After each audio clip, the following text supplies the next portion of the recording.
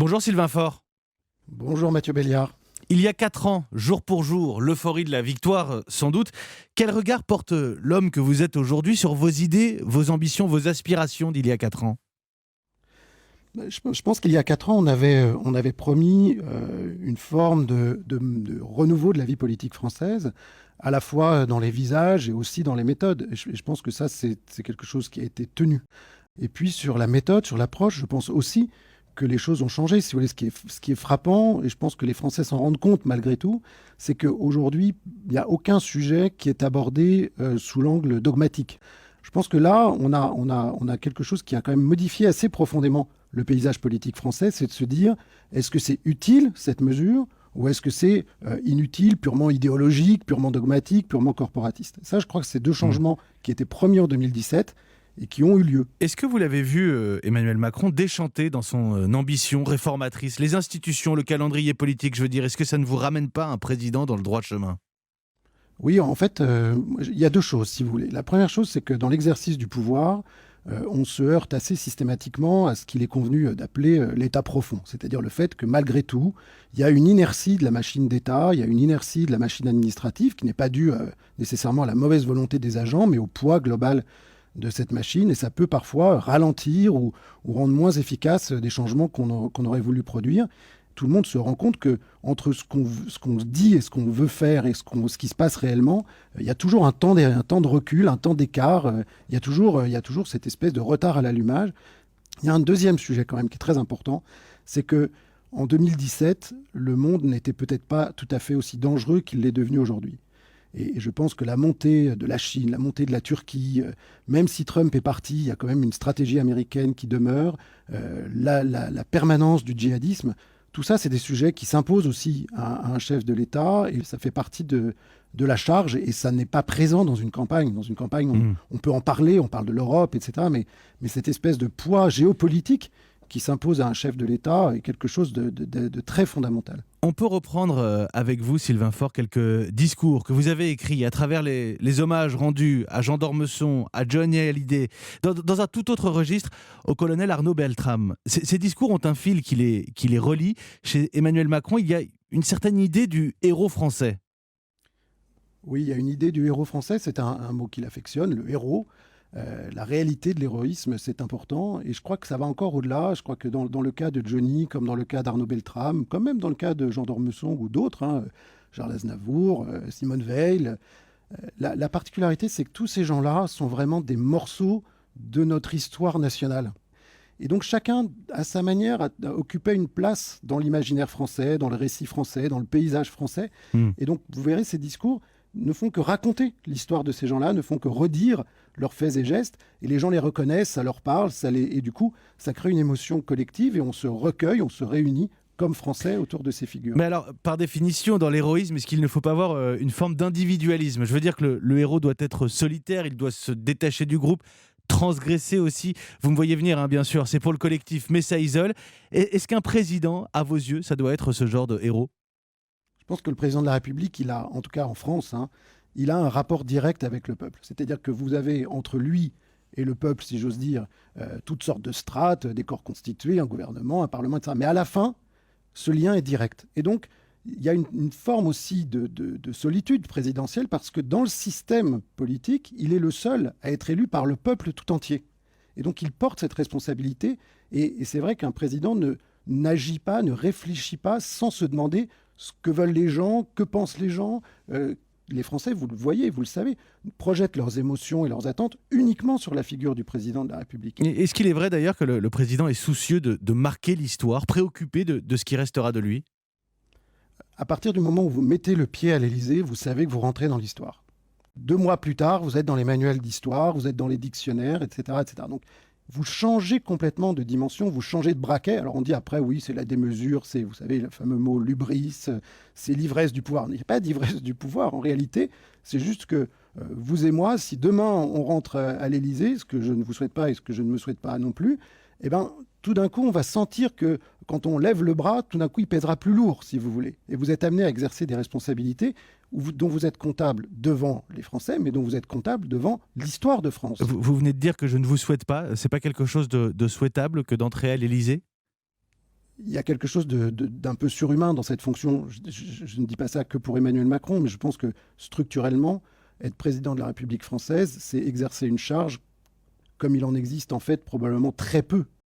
Vous avez toujours ce lien avec le peuple, ce lien de reddition de comptes, et en même temps, vous êtes confronté à toutes les difficultés du pays, mais aussi de la France dans le monde. Donc c'est absolument écrasant.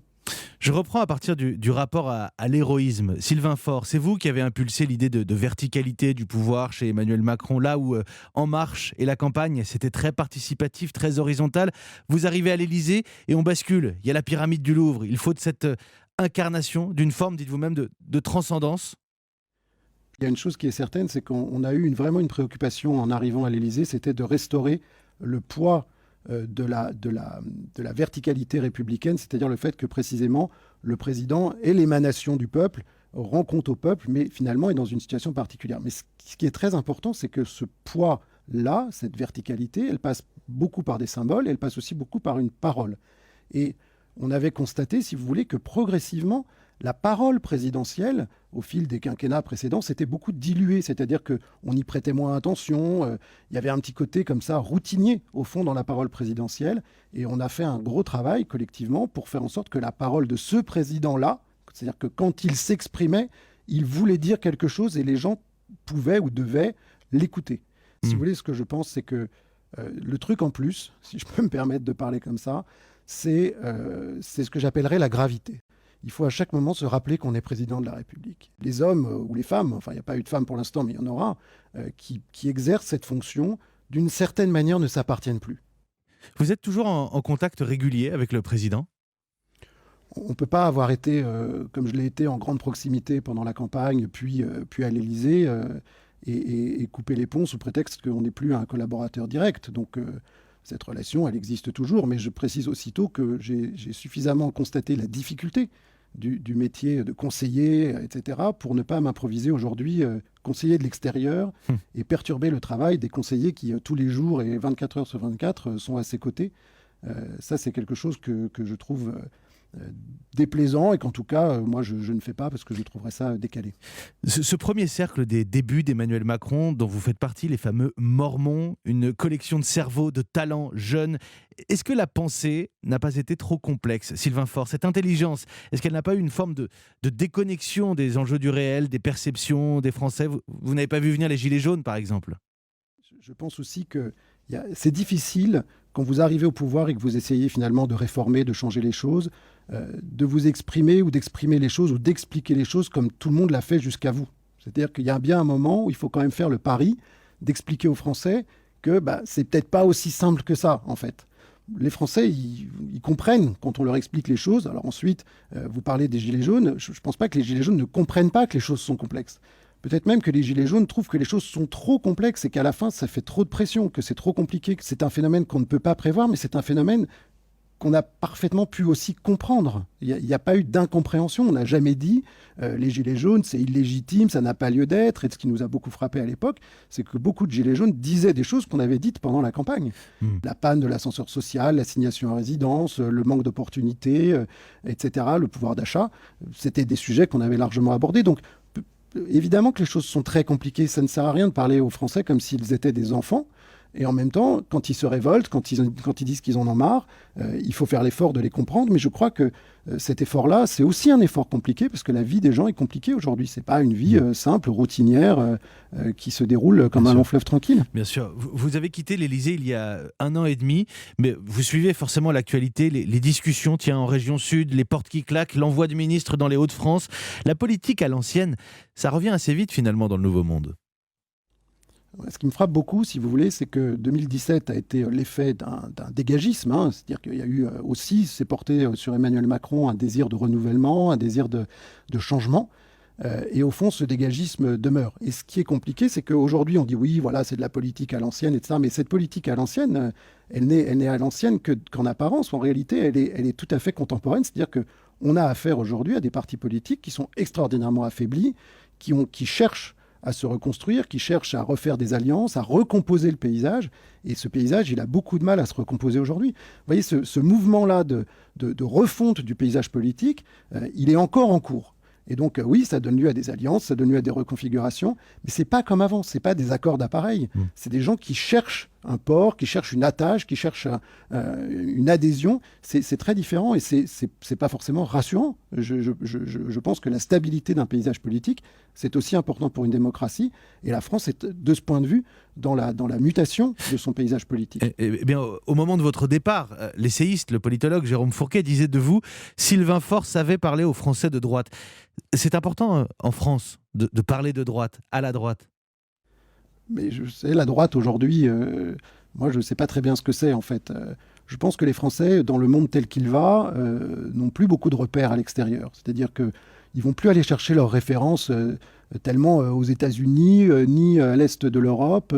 Les Français, ils sont condamnés à regarder leur histoire en face. Et donc, si ce qu'on appelle la droite, c'est la fidélité à une histoire, c'est le fait justement de réfléchir à ce qu'on est en tant que Français par rapport à des histoires, par rapport à des traditions, par rapport à une mémoire commune.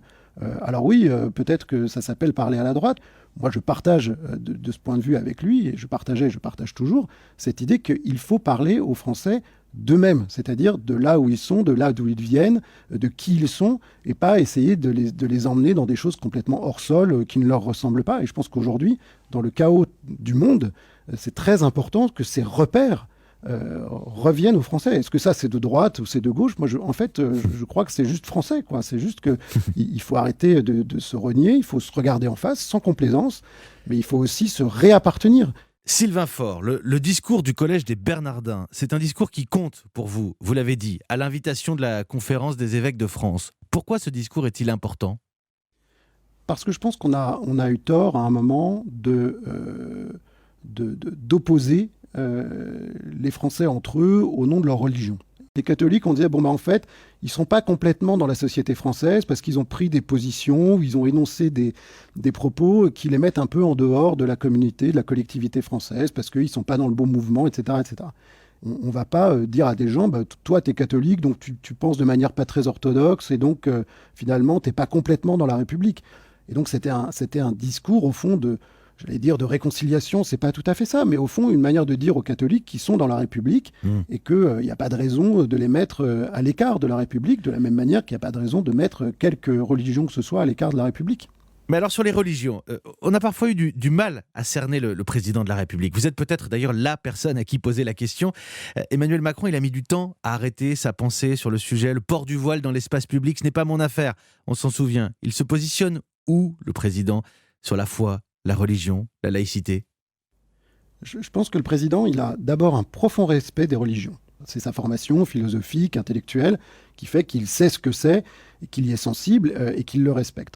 Et c'est vrai qu'il y a des tensions aujourd'hui entre l'expression religieuse et la laïcité. Donc lui, il est au cœur de ça, parce qu'au fond, il pourrait considérer que les religions, c'est pas important, donc silence dans les rangs, on n'en fait aucun cas, et finalement, on passe ça par perte et profit, et puis la laïcité reste la seule règle. Non, quand on est aussi à l'écoute de ce que les religions peuvent apporter au débat, ou de ce que les hommes de foi, ou les gens de foi en général, peuvent exprimer, ça vous oblige à réfléchir aussi très activement à la laïcité. Donc c'est toujours dans cette tension, et moi je dirais qu'il se situe dans cette tension-là entre la laïcité qui s'impose à tous parce qu'on est en République et parce qu'on est la République française, et aussi l'existence de ces religions avec leur rapport intellectuel, spirituel, culturel, dont on ne peut absolument pas, sur lesquels on ne peut absolument pas faire l'impasse. Mais est-ce qu'il est juste de penser ou de dire qu'Emmanuel Macron a eu du mal à se situer sur cette tension, justement ?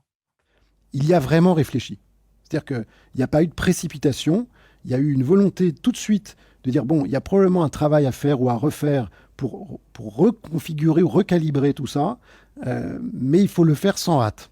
Et il faut le faire en prenant vraiment le temps de le faire, en trouvant le bon moyen de le faire, et en trouvant le moyen de faire que personne ne se sente lésé ou nié.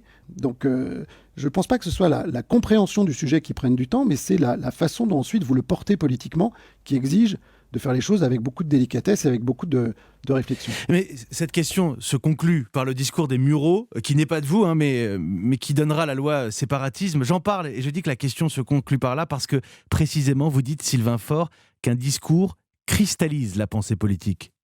Quand je dis ça, en fait, c'est l'importance de la plume auprès des présidents successifs, c'est que souvent, le moment du discours, c'est le moment où c'est le moment du discours qui fait qu'on va tout d'un coup sortir du bois, si j'ose dire, s'exprimer. Et donc, quand on sait qu'il y a cette espèce de date butoir, que à telle date, on va devoir s'exprimer sur tel sujet, ça active derrière toute la machine. C'est intéressant parce que, en fait, quand vous faites les discours, vous ne faites pas juste la sauce, en fait. Vous n'êtes pas là juste pour mettre des mots sur les idées des autres. Vous êtes obligé aussi d'avoir vous-même une réflexion sur tout ça. Et évidemment, l'idéal, c'est quand le président de la République que vous servez, d'abord vous fait confiance, et puis ensuite est capable d'échanger avec vous sur ces sujets-là. Vous êtes un peu, parfois, une espèce de... Quand vous faites votre première version, votre deuxième version, votre 10e version, votre 25e version du discours, c'est le président, en fait, qui cristallise autour du discours. Et donc, vous êtes là pour être un peu le réceptacle de ça, et le miroir de ça. Et donc, c'est ce qui rend le métier à la fois particulièrement... prenant, pour pas dire plus, et c'est ce qui le rend intéressant, c'est que vous êtes en fait aux premières loges de la fabrication de la prise de position présidentielle. Sylvain Faure, vous êtes l'architecte du langage macronien. J'aimerais que nos auditeurs vous imaginent, ayant quitté l'équipe du président, devant les allocutions du président à 20h, au plus fort de la crise sanitaire. Qu'avez-vous pensé des mots, du texte ? Moi, je me suis imaginé devant rédiger ou aider le président à rédiger ces allocutions très compliquées et puis assez fréquentes en plus. Et si vous voulez, on ne mesure pas complètement, quand on est à l'extérieur, le jeu de contraintes. C'est-à-dire qu'on voit bien que les propos du président à ce moment-là, ce n'est pas des propos qui sont écrits sur un coin de table avant de rentrer en salle d'enregistrement. Il a pesé les choses politiquement. Et donc à la fin, vous avez un texte ou des textes qui sont une espèce de concentré d'arbitrage qui amène à de la décision. C'est vraiment pas, à mon avis, l'endroit où on fait de la littérature ou du style. Oui. C'est vraiment des textes, je dirais, presque de pratico-pratique. Il faut évidemment donner un peu une direction aux Français, mais aussi il faut délivrer des informations, il faut délivrer des lignes directrices. Et donc, c'est des textes qui doivent être particulièrement, à mon avis, difficiles à faire. Mais si on revient à ce que vous disiez au tout début de l'interview, sur l'état profond, il y a un peu moins d'un an, vous disiez « J'ai trouvé regrettable que le commandement endosse la faillite de l'intendance ». On voit bien qu'il y a des chaînes de commandement, des chaînes d'exécution plutôt, au sein de l'administration française qui ne fonctionnent pas, qu'on a fragmenté ces chaînes d'exécution, on a créé plein d'agences indépendantes, l'exécution des décisions, et c'est malheureusement le politique qui porte la responsabilité de ça. Moi, je vais vous donner un exemple, si vous me donnez le temps, un contre-exemple plus exactement, ce sont les armées françaises. Les armées françaises donnent l'exemple au contraire d'une administration qui sait pertinemment que tout le monde est tributaire et contribue au résultat final. Et que donc si vous avez un soldat qui se fait tuer sur le terrain, c'est que quelque part dans la chaîne d'exécution, quelque chose n'aura pas fonctionné. Et cette responsabilité-là, ce serait intéressant qu'elle soit portée dans d'autres administrations françaises, parce qu'à la fin, ce ne sont pas des soldats qui sont tués sur le terrain, mais ce sont des malades qui meurent. Et donc, il y a dans l'administration française une espèce d'obligation de résultat qui devrait s'imposer, je trouve, mais c'est un avis tout à fait personnel, qui devrait s'imposer de manière beaucoup plus systématique. Il faut peut-être repenser un peu la philosophie du résultat. Sylvain Faure, je voudrais qu'on termine sur une note un peu plus légère, mais une vraie question pour la plume du président pour le coup. Dans le langage macronien, il y a ces mots désuets, galimatia, chicaïa, croquignolesque, bien sûr perlimpapin, je ne les dis pas tous. Ce matin, est-ce qu'on peut avoir une explication ? Alors là, typiquement, c'est le langage, non pas macronien, mais c'est le langage d'Emmanuel Macron, qui, au fond, parfois, apprécie ces mots désuets, parce qu'ils sont, en fait, ces mots désuets, d'abord, tout le monde les comprend, et puis ensuite, je crois, bout de perlimpinpin, c'est pas très ésotérique comme terme, non. Et puis, en fait, ça relève d'un langage français imagé, en effet, un peu à l'ancienne, mais qui vaut toujours mieux que la langue de bois. Sylvain Faure, merci beaucoup. Merci à vous. Sans langue de bois donc, avec les moyens techniques de Laurent Pelé, 4 ans après l'élection du président de la République et à 1 an de la prochaine élection présidentielle. Un regard qualifié sur le quinquennat. Sylvain Faure, merci encore d'avoir choisi Europe 1 ce matin. Merci beaucoup.